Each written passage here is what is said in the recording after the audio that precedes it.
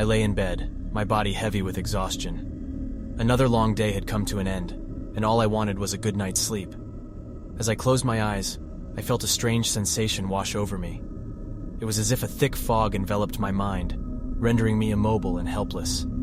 I tried to move, to break free from this invisible force that held me captive, but my limbs refused to obey. Panic surged through my veins as I realized I was experiencing sleep paralysis, a terrifying state where my mind was awake, but my body remained trapped in the realm of dreams. As I struggled against the invisible restraints, a sense of unease filled the room. Shadows danced along the walls, their twisted forms morphing into grotesque figures. The air grew heavy, suffocating, and I could sense a malevolent presence lurking just beyond my vision. A low, guttural growl reverberated through the room, chilling me to the core. My heart pounded in my chest as I tried to scream, but my voice was locked in my throat. The sensation of being watched intensified, and I could feel a pair of eyes boring into my very soul. Suddenly, a figure emerged from the darkness, a hulking silhouette with elongated limbs and piercing red eyes. It moved closer, its every step sending ripples of terror through my paralyzed body. The stench of decay filled the air, and I felt as though I was being dragged into a twisted nightmare. The figure leaned in, its foul breath brushing against my face. It whispered in a sinister voice, "I've been waiting for you, trapped between the realms of sleep and wakefulness. You are mine now." Fear consumed me, but I couldn't break free from the clutches of sleep paralysis. The figure's bony fingers traced a chilling path along my paralyzed body, leaving trails of icy coldness in their wake. I wanted to escape, to wake up from this nightmare, but I was trapped in a terrifying limbo. As the figure loomed over me, a cacophony of demonic voices filled the room. They whispered horrors and torments, their words like daggers in my mind. Shadows writhed and contorted, taking on grotesque forms that seemed to feed on my fear. I closed my eyes tightly, hoping to will myself awake. Desperation coursed through my veins as I fought against the invisible chains that bound me. Just as despair threatened to consume me, a surge of adrenaline coursed through my body, breaking the paralysis. I jolted awake, gasping for breath, my body drenched in cold sweat.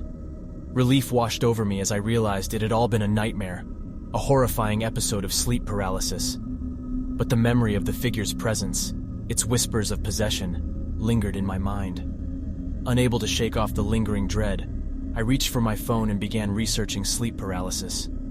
I discovered tales of ancient demons, entities that preyed on vulnerable souls trapped in the liminal state between sleep and wakefulness. It seemed I had encountered one of these malevolent beings, a visitor from the darkest corners of the subconscious.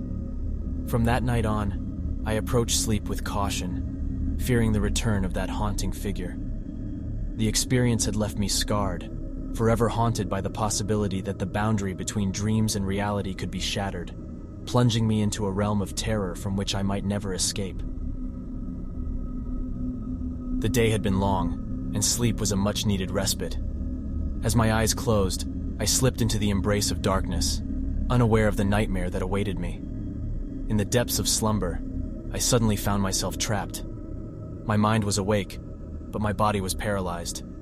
Panic gripped my chest as I realized I was experiencing sleep paralysis, an unsettling state where I was held captive within the confines of my own mind. Unable to move or scream, I felt a surge of unease wash over me. Shadows danced along the walls, their forms twisting and contorting into monstrous shapes. A cold breeze swept through the room, carrying with it a sense of impending dread. I strained my eyes, searching for any sign of escape, but the darkness was relentless. Then, out of the corner of my eye, I caught a glimpse of movement. A figure emerged from the shadows, its presence palpable. It was tall, gaunt, and shrouded in darkness. Its eyes, glowing orbs of malevolence, fixed upon me. Fear consumed every fiber of my being as it approached, its steps echoing like thunder in my ears.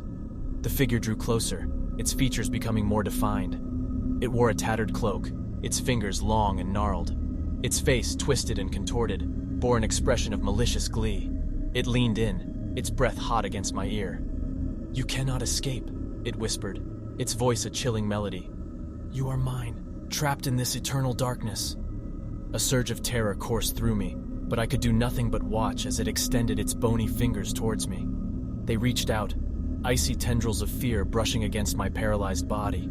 It seemed to relish in my helplessness, feeding off my terror. As the figure drew nearer, a cacophony of whispers filled the room. Whispers of anguish, despair, and torment. They slithered through the air, worming their way into my mind. The voices grew louder, their words laced with malevolence. "You will never wake," they hissed. "This is your eternal prison." Tears welled in my eyes, my heart pounding against my chest. I fought against the invisible restraints, pleading for release from this nightmarish realm. But my pleas went unanswered, swallowed by the suffocating darkness. Time seemed to stretch, each passing moment an eternity of torment. The figure's presence intensified, its grip on my psyche tightening. It seemed to revel in my suffering, delighting in the helplessness it had inflicted upon me. And then, just as despair threatened to consume me entirely, a surge of defiance coursed through my paralyzed body. With every ounce of willpower, I mustered all my strength to break free from the clutches of sleep paralysis. With a burst of energy, I jolted awake, my body drenched in sweat. The room was bathed in a soft, comforting light, and the air was thick with relief. It had been a terrifying ordeal, a glimpse into the darkest recesses of my subconscious. As I caught my breath, I realized that the figure had been vanquished, banished back into the realm of nightmares. But the memory of its presence lingered, a haunting reminder of the fragility of the mind and the horrors that could manifest within. From that night on, I approached sleep with trepidation, forever scarred by the harrowing encounter. The specter of sleep paralysis continued to haunt me, a constant reminder that even in the realm of dreams, darkness could descend, and the line between reality and nightmare could blur in the most terrifying of ways.